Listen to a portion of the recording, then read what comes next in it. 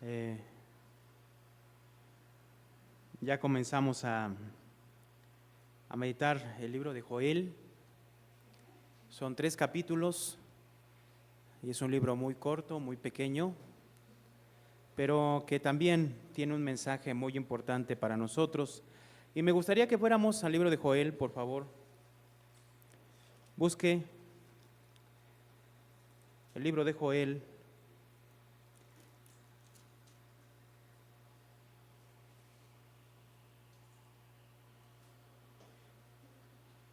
Vamos a leer el capítulo 2, verso 28.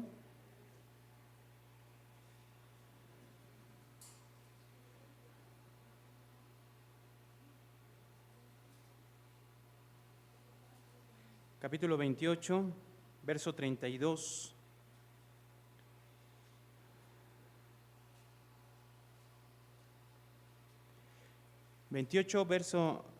Capítulo 2, verso 28 al 32 del libro de Joel.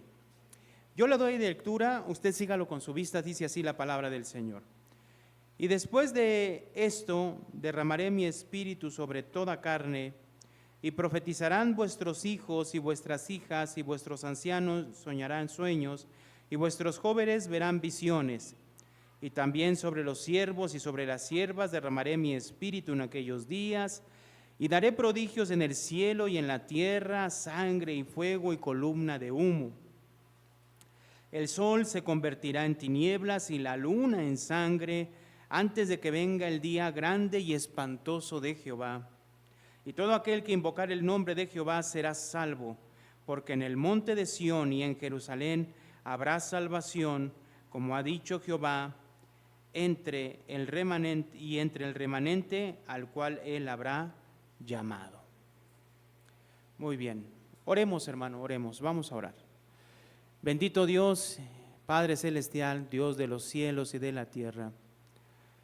Señor, delante de tu presencia estamos agradecidos, Señor, por tu amor, tu misericordia, porque el que nos permitas ir a tu palabra, Señor, es amor y misericordia de parte tuya para nosotros, porque esta palabra nos revela, Señor, quién eres, nos muestra, Señor, tu obra y nos muestra, Señor, la obra que has hecho en nosotros también.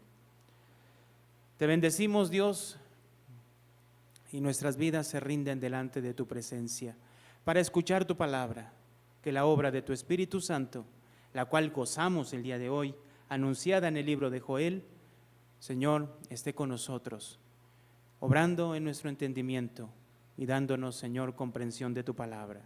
Te lo pedimos en el nombre de Cristo Jesús. Amén y amén.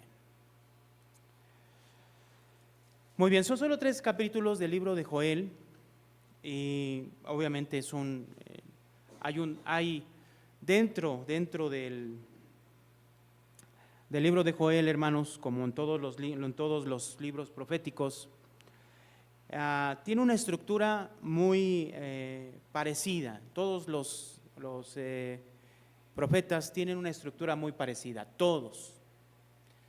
Bueno, para no decir todos, la gran inmensa mayoría de todos los profetas que vemos aquí plasmados en las Escrituras tienen una estructura similar. A grandes rasgos tienen 2 puntos principales, todos los profetas. Primero, por un lado vemos que denuncian el pecado y a causa del pecado viene el juicio de Dios. Todos los profetas que usted vea en la Biblia, todos denuncian el pecado del pueblo y anuncian el juicio de Dios. Y en un segundo punto, todos hablan de la restauración después del juicio de Dios. Todos. Hay que aclarar que en la gran mayoría de los casos, cuando hablamos de pecado y de juicio de Dios por el pecado del pueblo, tanto en los profetas que profetizaron en el tiempo de Israel, hablando del reino del norte, como los profetas que profetizaron en Judá, hablando del reino del sur. Recordemos que el pueblo de Israel se dividió en 2 reinos. El reino del norte se llamaba Israel y el reino del sur se llamaba Judá. Todos los profetas que vemos, la mayoría, profetizaron en esos dos reinos. Cuando se hablaba acerca del juicio, hablando de esos profetas que profetizaron en esos reinos, cuando hablaban del juicio por el pecado que venía sobre ya sea Israel del norte o Judá, se estaban refiriendo al exilio o al cautiverio o a la deportación. Tanto el exilio, cautiverio y deportación está hablando de lo mismo. Todos esos profetas que profetizaron en el norte y profetizaron en el sur, el juicio por el pecado del pueblo era la deportación, el exilio, el cautiverio. ¿Qué significa esto? Para el reino del norte, el cautiverio venía por medio de los asirios. Asiria iba a venir. Esto ocurrió en el 722 a.C. Dios permitió que los asirios vinieran sobre Israel y lo conquistaran, lo destruyeran y se llevaran a muchos del pueblo esparcidos por toda la región de Asiria. Si nosotros vemos los profetas que profetizaron en el reino del sur, Judá, ellos, al igual que los profetas que profetizaron en el norte, hablaron de cautiverio, hablaron de exilio, hablaron de una deportación. Van a ir deportados, van a ir cautivos. Es lo que mencionan los profetas. Cuando ellos se mencionan esto en el reino del sur, se están refiriendo al exilio, pero no por medio de los asirios, ahora por medio de los babilonios. Dios permitió, juzgando a Judá, que viniera Babilonia y los destruyera.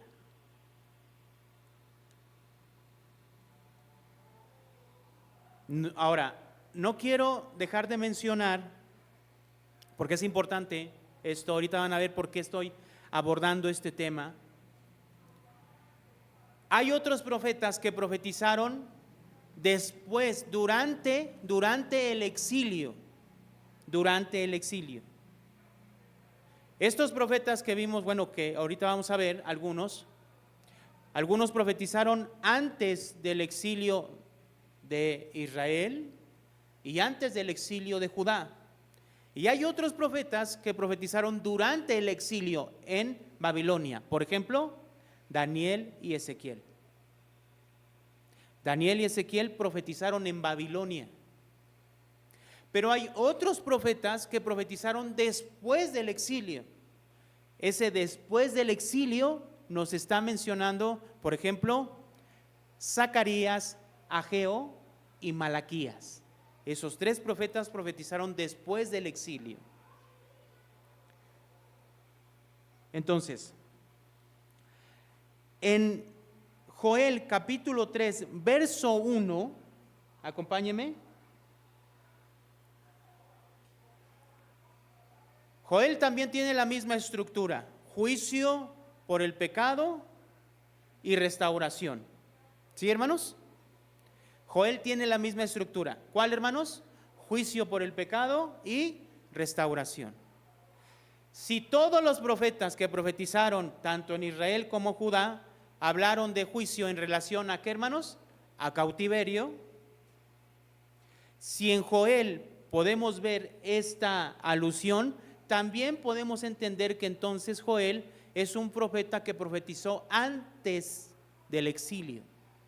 Por ejemplo, aquí en el capítulo 3, ya en la sección de la restauración de Israel, Joel, inspirado por el Espíritu Santo, dice: porque he aquí que en aquellos días y en aquel tiempo en que haré volver, ¿qué, hermanos? La cautividad de Judá y ¿de qué? Y de Jerusalén. Por lo tanto, aquí lo que nos está diciendo o dándonos a entender es que Joel profetizó antes de la destrucción del templo y de Jerusalén, que ocurrió aproximadamente en el 586 antes de Cristo. También nos está dando un segundo dato aquí. Joel profetizó para Judá en Jerusalén. Entonces, datos importantes. Ahorita vamos a ver por qué. ¿Sí? Datos importantes. Algunos eruditos fechan el libro de Joel escúcheme, entre la primera deportación de los babilonios en el 605 y la destrucción de Jerusalén en el 586. O sea, entre ese lapso de tiempo fechan el libro de Joel. Vuelvo a insistir, ponga atención a esto porque ponga atención a esto porque al momento de usted estar meditando el libro de Joel, tiene que entender de qué se trata el libro de Joel. Porque como es un libro corto, a veces no entendemos de qué está hablando y para quién está hablando sobre todo. Y como no sabemos para quién habla, entonces el libro pierde sentido. Por eso estoy tomándome este pequeño momento para decirles en qué momento fue y a través de eso eludir hacia quién va dirigido. Entonces, va dirigido para Judá, para Jerusalén. Lo que nos está mencionando aquí en el capítulo 3, verso 1, nos está diciendo claramente Judá y Jerusalén. Segundo, si está hablando de la cautividad y está hablando y profetizando acerca de que Dios va a hacerlos regresar de la cautividad, nos está diciendo que entonces este hombre, si profetizó en Judá y en Jerusalén, seguramente profetizó antes de la destrucción final de Jerusalén y de Judá en el 586. Ahora, hay eruditos que fechan a Joel entre la primera deportación cuando llega a Babilonia en el 605 y la última deportación, que es cuando Nabucodonosor destruye el templo y la ciudad. 605, 586. Hay ese lapso de tiempo en medio de esto. Ahorita vamos a ver por qué. Hay otro punto que nos puede dar también idea del tiempo y para quién lo escribe. Por ejemplo, en el libro de Joel hay alusiones al templo. ¿Sí? Joel capítulo 1, 9, capítulo 1 de Joel, verso 9. Desapareció de la casa de Jehová la ofrenda y la libación. Los sacerdotes ministros de Jehová están ¿de qué? De duelo. Entonces nos está dando una referencia acerca de qué? Del templo. Entonces nos está mencionando que todavía el templo, aunque se había detenido por un momento la ofrenda y la libación, todavía el templo estaba en pie. Hace otra alusión. Joel capítulo 1, verso 13. Ceñíos y lamentad, sacerdotes, gemid, ministros del altar, venid, dormid en silicio, ministros de mi Dios, porque quitada es de la casa de nuestro Dios, ¿qué? La ofrenda y la libación. Entonces, podemos pensar que lo que está mencionando Joel es de que llegó un momento en el que se quitó la ofrenda y la libación, pero el templo todavía seguía en pie. ¿Por qué? Porque se tenían que reunir ahí. Hay otra alusión en el verso 14. Dice, proclamar ayuno, convocada asamblea, congregada a los ancianos y a todos los moradores de la tierra. ¿Dónde? En la casa de Jehová vuestro Dios, y clamad ¿a quién? A Jehová. Entonces podemos pensar que Joel está hablándole o le está diciendo estas palabras primeramente a Jerusalén, en Judá. Segundo, todavía estaba el templo. Entonces, si está hablando de cautividad, Está hablando antes de que sea destruido el templo y Jerusalén. Eso fue en el 586 antes de Cristo. Pero hay otra, ¿sí? Otra alusión que nos puede decir con un poquito más de certeza hacia quién se refiere en Judá. Si hablamos antes de que fue antes del templo, pudo haber sido mucho tiempo antes. Pero hay una alusión en el capítulo 2, verso 20.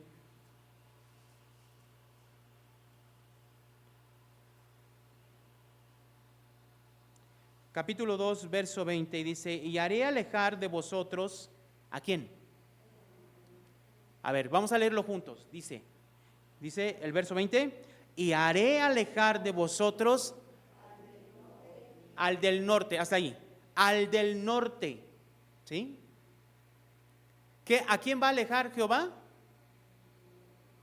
Al del norte. ¿Y quién es el del norte? Una vez un hermano me dijo, fíjense,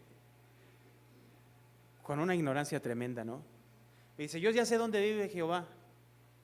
Le dije: ¿ah, sí? Me llamó la atención que me dijera eso. Le dije: ¿y en dónde? Vive en el norte. Porque en la Biblia dice que el mal viene del norte, que el juicio viene del norte, que todo viene del norte. Entonces Jehová ha de vivir en el norte. Y me lo dijo un cristiano de muchos años, hermano. ¿Quién es este del norte que menciona? Y haré alejar de vosotros al del norte y lo echaré en tierra seca y desierta. A eso es lo que va a hacer Dios con el del norte. Su faz, o sea, su cara, su rostro será hacia el mar del oriental, se va a ir hacia el oriente, y su fin al mar occidental, y exaltará su hedor y subirá su pudrición, porque hizo grandes cosas. Entonces está hablando que a este del norte lo va a destruir después. ¿Cierto? Ahora, aquí me llama mucho la atención porque hay alusiones muy, muy importantes en el libro de Jeremías al norte. Vamos a poner ejemplos. Jeremías capítulo 1, vamos a buscar Jeremías. No pierda ahí Joel porque vamos a regresar a Joel. Jeremías capítulo 1, versos 13 al 15. Mire lo que dice aquí. Dice: vino a mí palabra de Jehová por segunda vez diciendo: ¿qué ves tú? Y dije: veo una olla que hierve y en su faz está ¿hacia dónde? Hacia el norte. 14.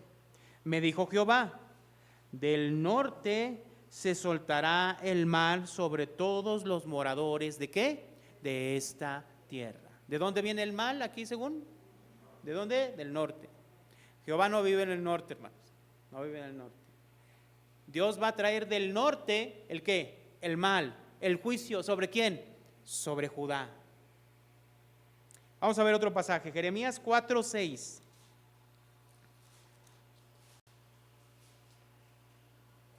Alzad bandera en Sión, huid, no os detengáis, porque yo hago venir mal ¿de dónde? Del norte, y quebrantamiento grande.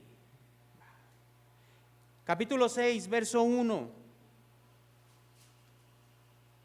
Mire lo que le dice Dios al pueblo a través de Jeremías: huid, hijos de Benjamín, de en medio de Jerusalén, y tocad bocina en Tecoa, y alzad por señal humo sobre Bet-Adkerem, porque del norte se ha visto ¿qué? Mal, y quebrantamiento ¿qué? Grande.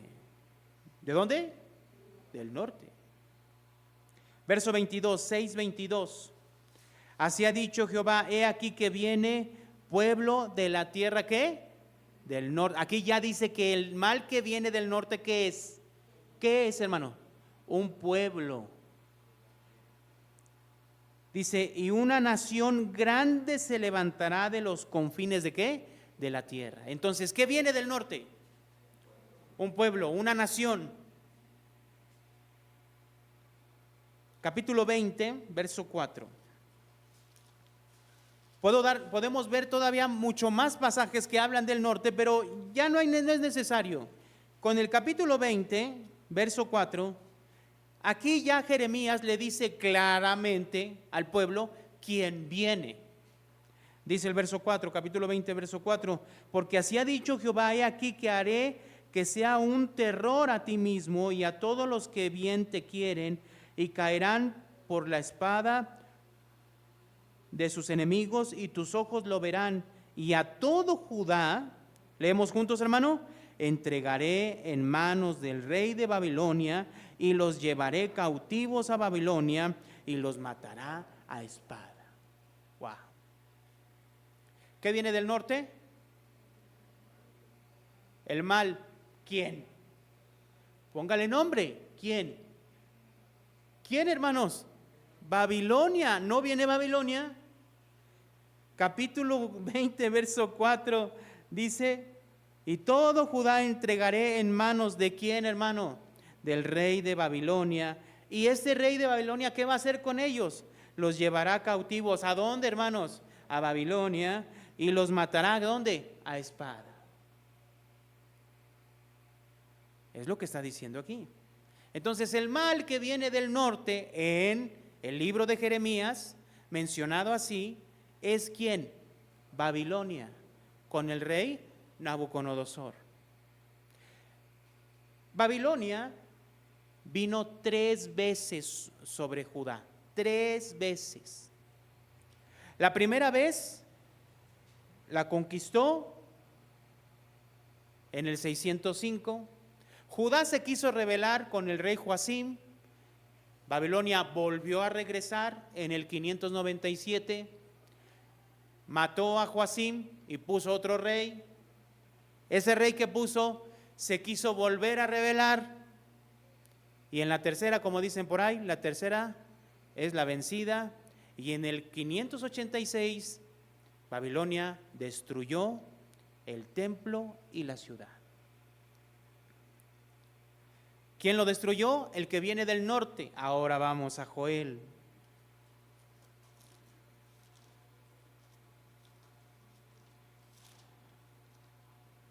Joel capítulo 2,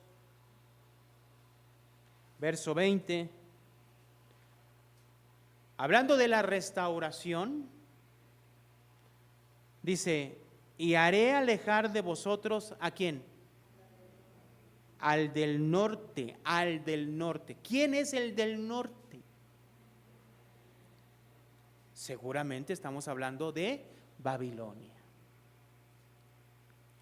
Entonces, la profecía de Joel nos está hablando de 2 cosas que estaban hablando también todos los profetas que profetizaron antes de la caída de Jerusalén y del templo. Dios los va a traer del cautiverio y va a destruir al del norte. ¿A quién? A Babilonia. Por lo tanto, nosotros podemos pensar, hermanos, nosotros podemos pensar que Joel escribió su profecía antes de la caída de Jerusalén y del templo. Pero hay algo que menciona Joel en el capítulo 1. Vamos al capítulo 1. Joel menciona varias metáforas en el capítulo 1. Hoy meditábamos el capítulo 1, ¿sí? Y hay quienes se puede pensar que el capítulo 1 es literal. No, utiliza varias metáforas. ¿Y qué es una metáfora? Es un ejemplo de alguna historia, de algo real, pero que significa otra cosa, significa algo más. Por ejemplo, en el verso 4 Dice, lo que quedó de la oruga comió el saltón, y lo que quedó del saltón comió el revoltón, y la langosta comió lo que el revoltón que había quedado, que lo que había quedado. Entonces, ¿qué es lo que la imagen que nos está mostrando aquí? Plagas de insectos que barren ¿con qué? Con toda la vegetación. Porque lo que hizo uno, el que sigue, lo arrasó, y lo que dejó, lo arrasó el que sigue. Entonces nos habla de una devastación total, ¿cierto?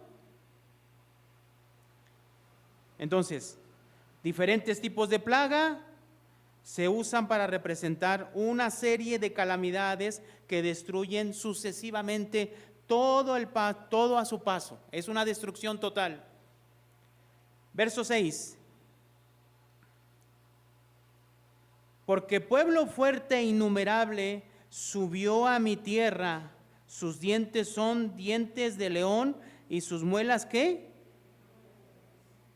Entonces mire lo que está diciendo el 4 y el 6.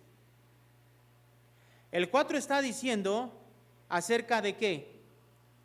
Está diciendo del revoltón, la langosta, la oruga y el saltón. Entonces estamos hablando de estos animales que destruyen la vegetación y arrasan con todo. Pero en el verso 6, ¿qué dice? ¿Leemos juntos? Porque pueblo fuerte e innumerable subió a ¿qué?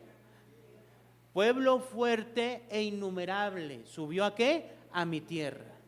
Entonces, este verso 4, cuando habla de la oruga, el saltón, el revoltón y la langosta, no está hablando de que pasó todas esas plagas en Judá. No, se está haciendo referencia a ¿qué? Según el verso 6.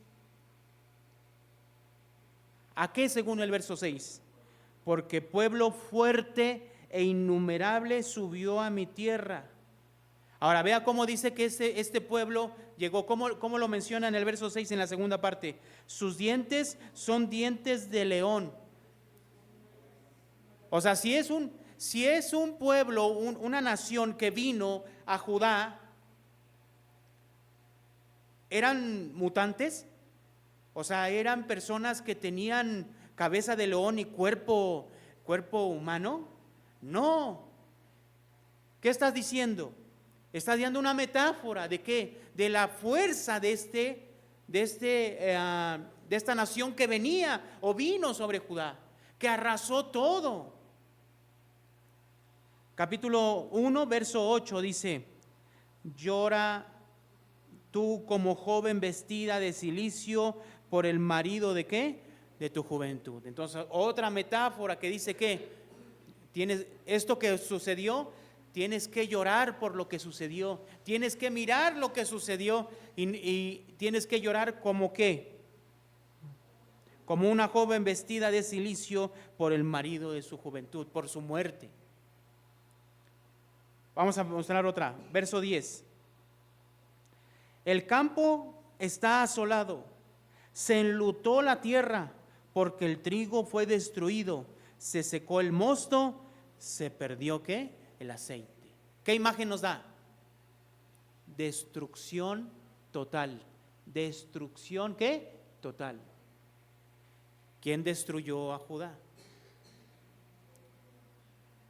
Si recuerden, Babilonia no vino solo una vez, vino 3 veces. La primera lo conquistó, pero yo quiero que usted entienda lo siguiente. En ese tiempo no era diplomacia, no era como que, oye, vamos a quedar en un arreglo, ¿qué te parece? No, y platicaban entre ellos. ¿Y cómo llegaban? Era un ejército contra el otro y se arrasaban entre ellos y arrasaban todo a su paso. Se metían a las aldeas, a lo que estaban alrededor y decían: ¿nos permite pasar, por favor? Y la gente decía, no, claro que sí, con mucho gusto. ¿Qué le servimos? ¿O agüita? ¿Qué quiere usted? ¿Sí? ¿Cómo pasaban? ¿Cómo pasaban? Quemaban las aldeas. Imagínense a las jovencitas, imagínense a los niños, a las mujeres. ¿Sí se entiende lo que estamos viendo?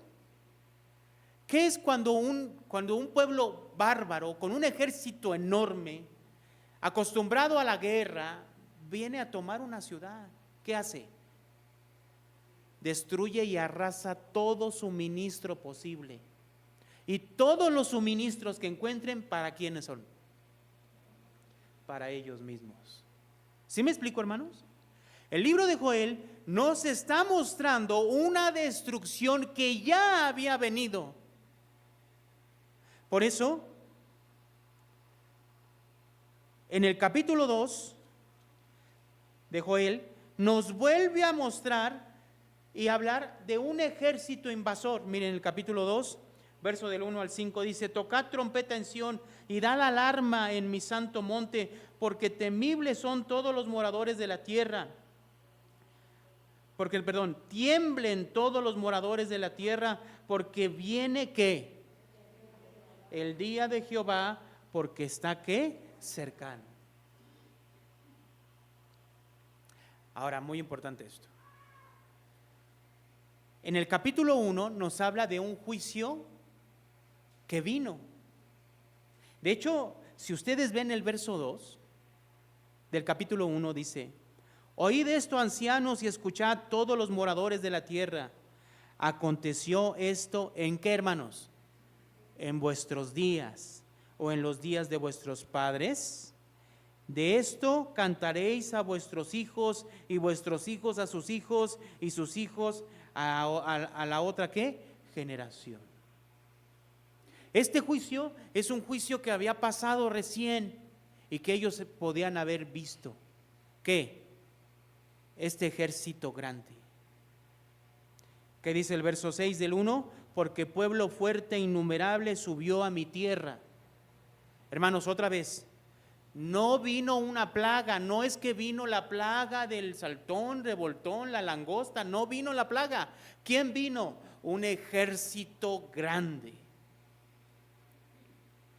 Pero lo que está mencionando aquí, hermanos, en el capítulo 1,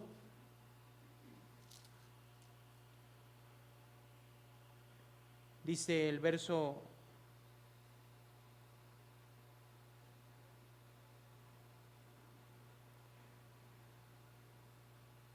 capítulo 1, verso 14 y 15. Proclamad ayuno, convocad asamblea, congregad a los ancianos y a todos los moradores de la tierra en la casa de Jehová, vuestro Dios, y clamad a Jehová. Ay del día, que cercano está el día ¿qué? De Jehová, y vendrá como destrucción. ¿Por quién? Entonces, escuche.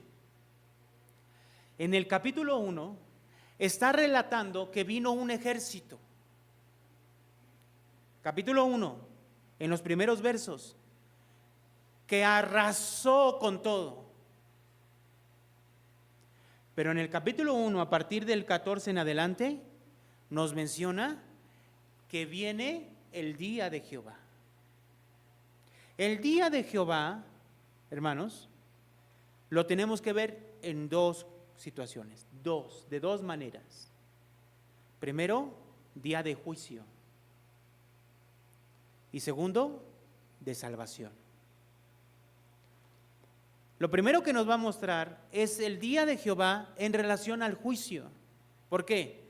Porque le está diciendo aquí el verso 15, 1 al 15, ay del día, porque cercano está el día de Jehová y vendrán como destrucción del Todopoderoso. Capítulo 2, verso 1, tocad trompeta en Sión y dad alarma en mi santo monte, también todos los moradores de la tierra, porque viene ¿qué, hermano? El día de Jehová, porque está ¿qué? Cercano. Entonces, Dios juzgó a ese pueblo trayendo un ejército grande y numeroso para que arrasara todo. Pero les anuncia que lo que viene es que el día de Jehová. Verso 2. Día de tinieblas y oscuridad, día de nube y de sombra. Como sobre los montes se extiende el alba, así vendrá un pueblo que, grande y fuerte, semejante a él no hubo jamás, ni después de él lo habrá en años de muchas, ¿qué? Generaciones. Entonces, ¿qué significa? ¿Qué significa, hermanos? Capítulo 1, ¿quién vino y arrasó? Según lo que vemos en el capítulo 1, verso 6, dice, porque un pueblo fuerte e innumerable subió a mi tierra, dice. Y arrasó todo. Pero no se queda ahí. ¿Qué dice Joel? ¿Vieron lo que pasó? Pues ahora viene el día de Jehová, grande y temible, día de oscuridad, de tinieblas. Fíjense lo que está diciendo. Pero ¿hacia dónde va ese día de Jehová? Aquí en el capítulo 2, verso 2 dice, así vendrá un pueblo ¿qué? Grande y fuerte. Entonces, ¿qué va a venir?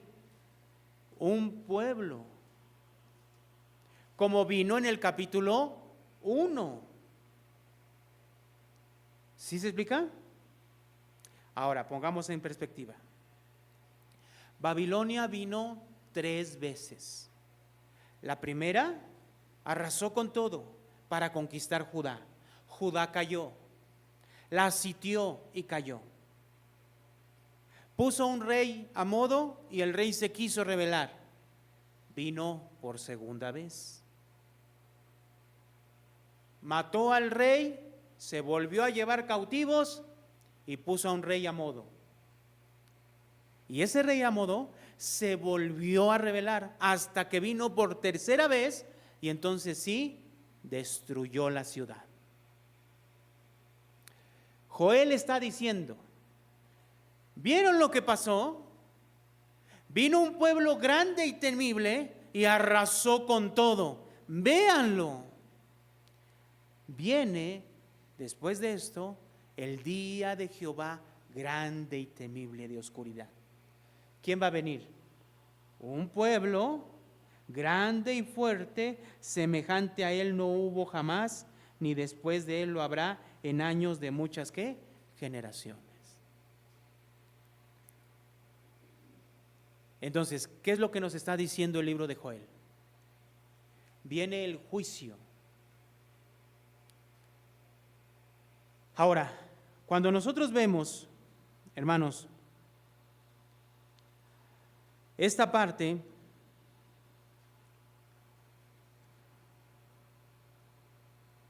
vamos al capítulo 2, verso 31, dice,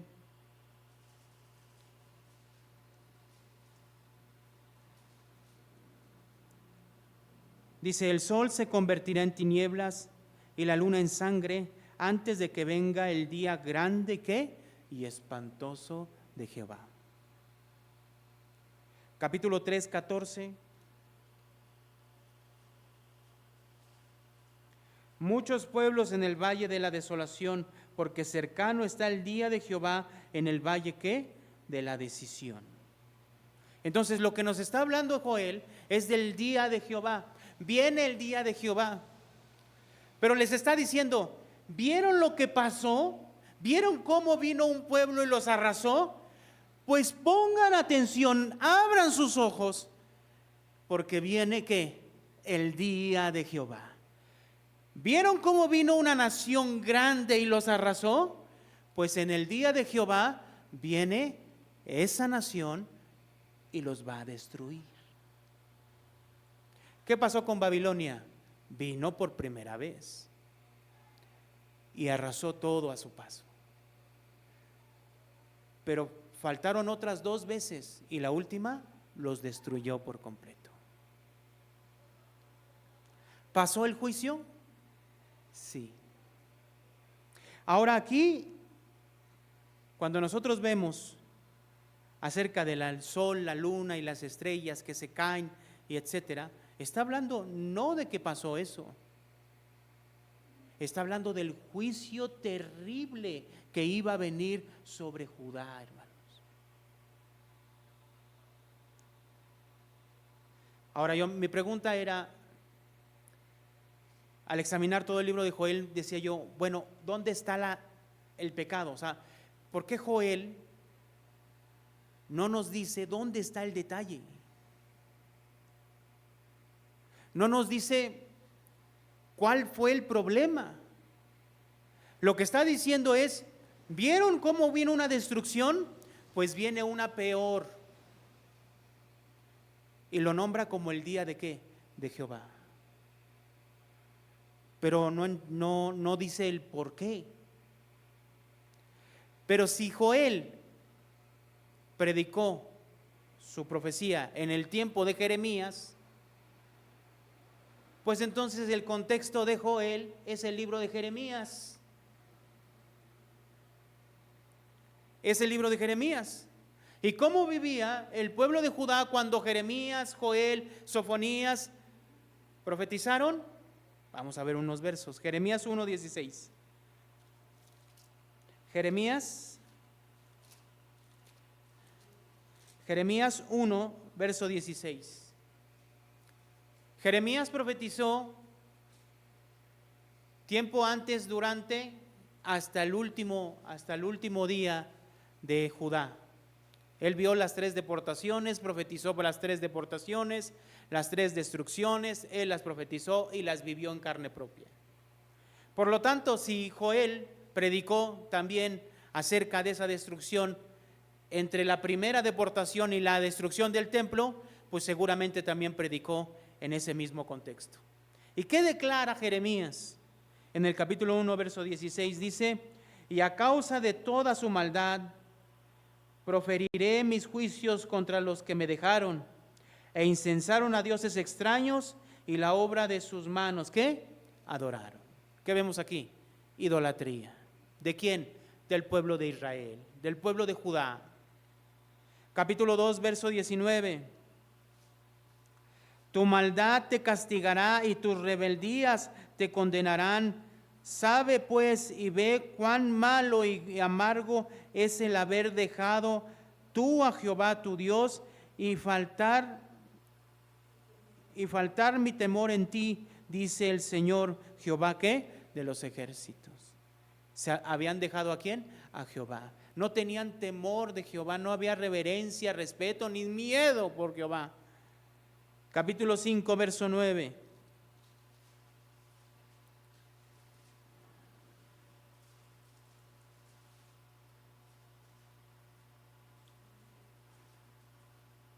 Dice verso 9, ¿no había de castigar esto? Dijo Jehová, de una nación como esta, ¿no se había de vengar qué? Mi alma. Vamos a regresar al capítulo 2.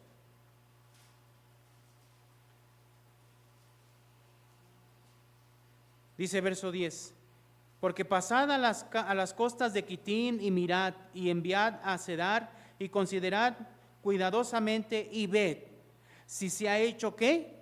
Cosa semejante a esta. Verso 11. ¿Acaso alguna nación ha cambiado sus dioses, aunque ellos no son dioses? Sin embargo, mi pueblo ha trocado su gloria por lo que no aprovecha. Espantaos cielos sobre esto y horrorizaos, desolaos en gran manera, dijo Jehová, porque 2 males ha hecho mi pueblo, me dejaron a mí fuente de agua viva y cavaron para sí cisternas rotas que no retienen agua. Vayan y vean si esto se ha cometido por otro pueblo. Ningún pueblo de la tierra había abandonado a sus dioses, pero este pueblo me ha dejado a mí fuente de agua viva. Y cavaron para sí cisternas ¿qué? Rotas. O sea, era monumental el pecado del pueblo contra Dios. Por último, capítulo 7, versos 9 al 11.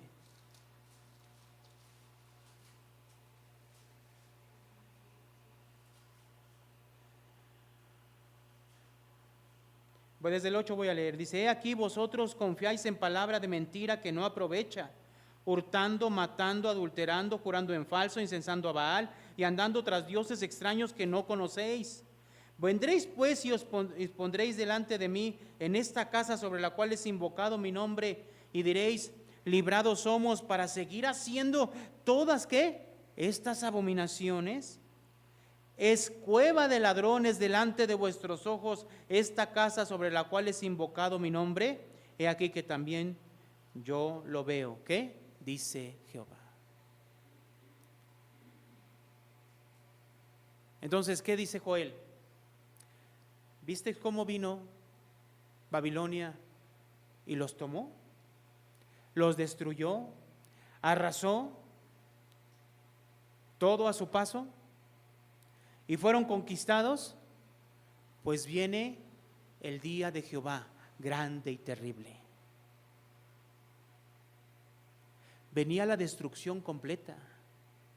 Entonces, ¿cuál es el mensaje de Joel?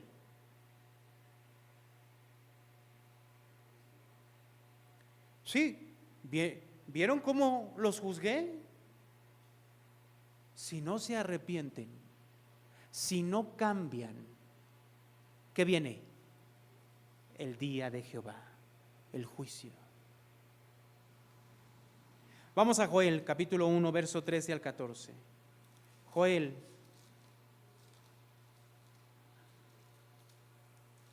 Joel, capítulo 1, versos 13 al 14. Dice: ceñíos y lamentad, sacerdotes, gemid, ministros del altar, venid, dormid en cilicio, ministros de mi Dios, porque quitada es de la casa de vuestro Dios la ofrenda, ¿qué? Y la libación. Verso 14. Proclamad ayuno, convocad asamblea, congregad a los ancianos y a todos los moradores de la tierra en la casa de Jehová vuestro Dios. ¿Y qué, hermanos? ¿Qué cree que significa clamar a Jehová? ¿Por qué? ¿Para qué? ¿Para qué?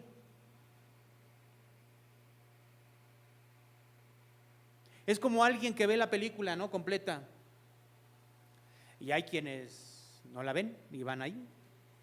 Joel ya había visto la película completa. Y les dice: lo único que pueden hacer es ir al templo y llorar y gemir, porque lo que viene es terrible. Capítulo 2, versos 12 y 13 dice: por eso pues, ahora dice Jehová, convertíos a mí con todo vuestro corazón, con ayuno y lloro y ¿qué? Y lamento. Vean su condición, vean lo que ocurrió por su pecado. Es que es eso, hermano. Dios permitió en la vida del pueblo que viniera Babilonia. Pero cuando vemos esas 3 veces que vino Babilonia, uno se pone a pensar y dice: bueno, ¿por qué vino 3 veces?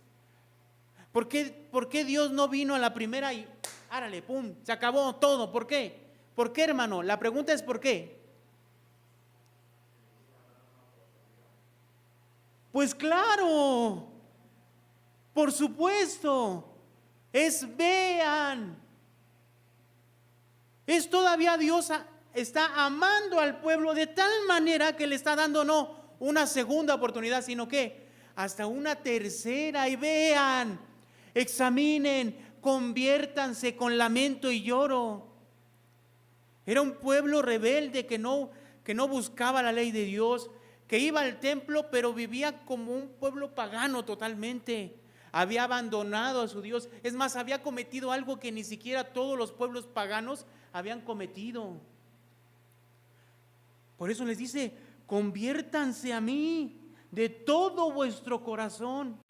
Verso 13: rasgad vuestro corazón y no que vuestros vestidos. Y convertíos a Jehová vuestro Dios, porque misericordioso es y clemente, tardo para la ira y grande en misericordia, y que se duele ¿qué? Del castigo. Pero miren el verso 14. ¿Quién sabe? O sea, ¿quién sabe lo que dice Joel? Si volverá y ¿qué? Y se arrepentirá y dejará bendición tras él. Esto es ofrenda y libación para Jehová, ¿qué? Vuestro Dios. Arrepiéntanse, cambien.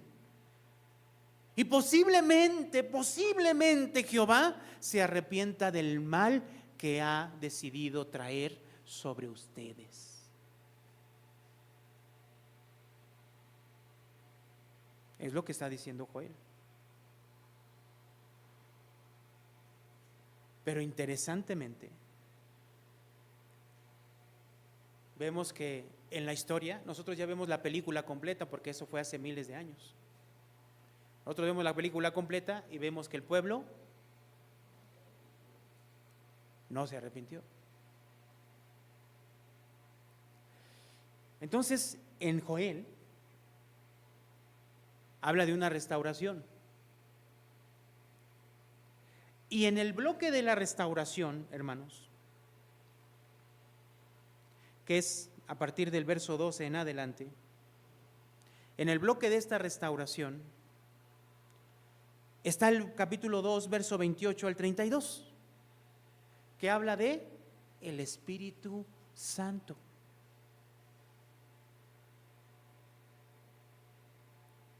Entonces, dice el capítulo 2, verso 28, y después de esto derramaré mi espíritu sobre toda carne, y profetizarán vuestros hijos y vuestras hijas, vuestros ancianos soñarán sueños, y vuestros jóvenes verán visiones, y también sobre los siervos y sobre las siervas derramaré mi espíritu en aquellos días, y daré prodigios en el cielo y en la tierra, sangre y fuego, columnas de humo. El sol se convertirá en tinieblas y la luna en sangre antes de que venga el día grande y espantoso ¿de qué? De Jehová. Y todo aquel que invocare el nombre de Jehová, ¿qué, hermano? Será salvo. Porque en el monte de Sión y en Jerusalén habrá salvación, como ha dicho Jehová, y entre el remanente al cual él habrá llamado. Entonces, el día de Jehová es día de juicio, pero también es día de ¿qué?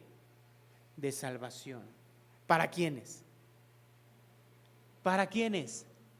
Para los que invoquen el nombre de Jehová. Para aquellos que se derrame sobre ellos ¿quién? El Espíritu Santo. Este pasaje, ¿sabe dónde se encuentra en el Nuevo Testamento?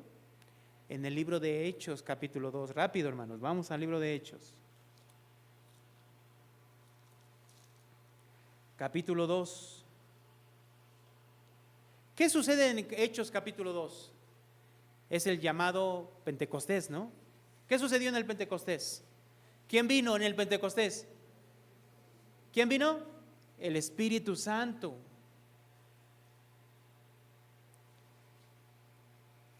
Y entonces dice que al venir empezaron todos a hablar en lenguas. Pero esas lenguas son idiomas. Y cada uno dice que los que estaban allí en Jerusalén escuchaba el Evangelio de Cristo en su lengua materna, dice. Entonces, de esa manera el Espíritu Santo se estaba derramando y estaban predicando el Evangelio. Estaban predicando el Evangelio, todos ellos. Pero la gente que decía, verso 14, entonces Pedro, poniéndose en pie con los 11, alzó su voz y les habló diciendo: varones judíos y todos los que estáis en Jerusalén, esto os sea notorio y oíd mis palabras. Porque estos no están ebrios, porque la gente pensaba que estaban ebrios, como vosotros suponéis, pues que es la hora tercera del día. Mas esto es lo dicho por el profeta Joel. Y en los postreros días, dice Dios, derramaré de mi espíritu sobre toda carne, y vuestros hijos y vuestras hijas profetizarán, y vuestros jóvenes verán visiones, y vuestros ancianos soñarán, ¿qué? Sueños. A ver, hermanos. ¿Y entonces qué? Si está el Espíritu Santo en la vida de una iglesia, de una persona, entonces o una de dos, o va a profetizar, o va a ver visiones, o soñará sueños. Pero algo debe de tener, porque el Espíritu Santo así se va a derramar. Error.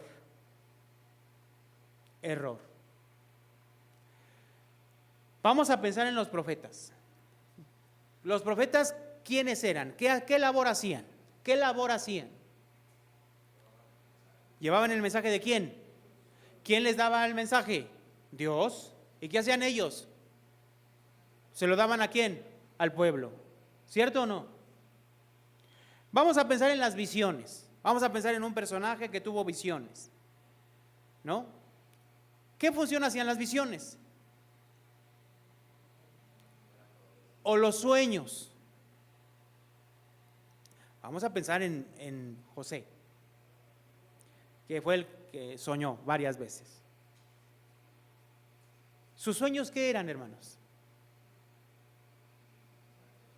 Todos sus sueños, todos, hablaban del plan de Dios, acerca del Mesías. Todos.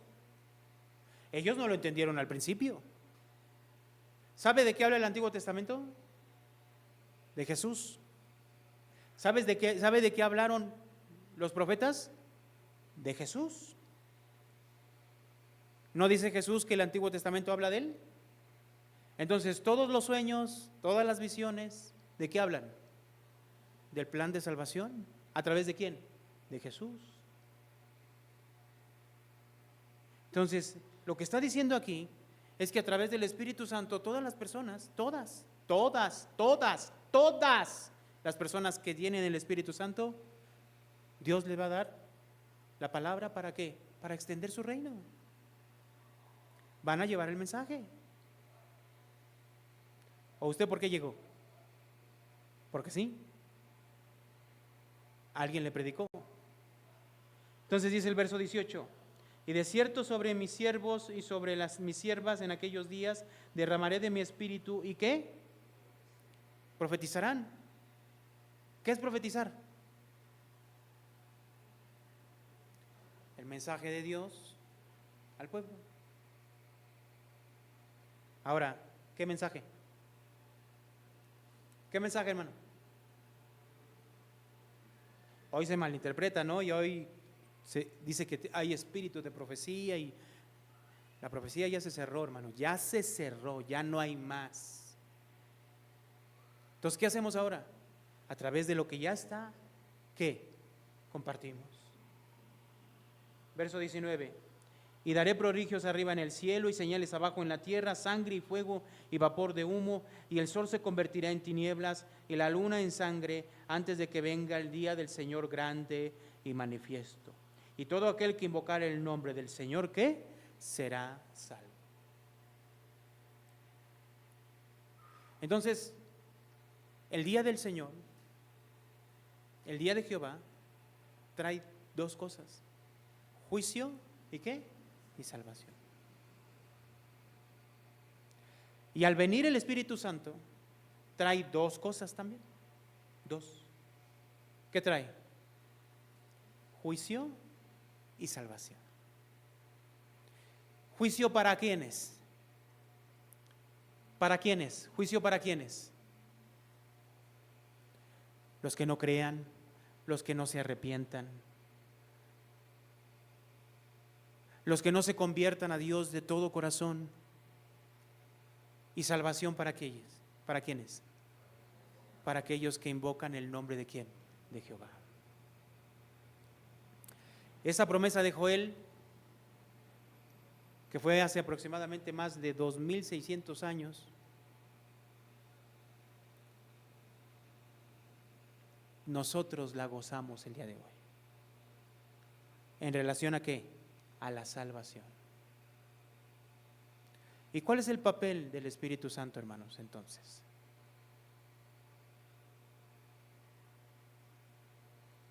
El Espíritu Santo obra en nuestras vidas para que nosotros vivamos conforme a la voluntad de Dios. ¿Qué le pasó a Judá? ¿Cómo vivía ese pueblo? Era un pueblo que no vivía bajo los mandamientos de Dios, que había dejado a Dios, que vivía como un pueblo pagano, pero sí iba al templo y ahí estaba levantando sus manos, trayendo su animalito para que lo sacrificara. ¿Ustedes piensan que Dios no veía lo que ellos hacían? Sí. Entonces, ¿cuál es el papel del Espíritu Santo en nuestras vidas? Si ese pueblo vivía en rebeldía, si ese pueblo vivía en ignorancia de la palabra de Dios, ese pueblo medio sabía la palabra de Dios o medio se informaba de la palabra de Dios, pero en realidad era una mezcla entre Dios y los pueblos paganos y todo ese tipo de cosas. ¿Cuál será el papel del Espíritu Santo en nuestras vidas hoy en día? Obviamente, convencer nuestras vidas de que ese tipo de vida, como lo vemos, lo único que acarrea, ¿qué es? Juicio. Juicio. Pero si nosotros nos convertimos de verdad al Señor, ¿qué? ¿Qué hay? Salvación. Eso, ¿quién es el que hace esa obra en la vida de nuestra? ¿Quién? El Espíritu Santo. Entonces, ¿cuál es el mensaje de Joel? Arrepiéntanse, viene el juicio. Conviértanse a Dios. ¿Y Dios qué va a hacer? Va a restaurar. Y ahorita estamos gozando de ese Espíritu Santo de Dios en nuestras vidas. Entonces, lo único que nos corresponde hacer ahora es corresponder a esa obra de salvación que ha venido a nuestras vidas, hermano. ¿Cómo podemos vivir como el mundo? ¿Cómo podemos pensar como el mundo y hacer las cosas del mundo si es que decimos que tenemos el Espíritu Santo de Dios en nuestras vidas? Oremos, hermano.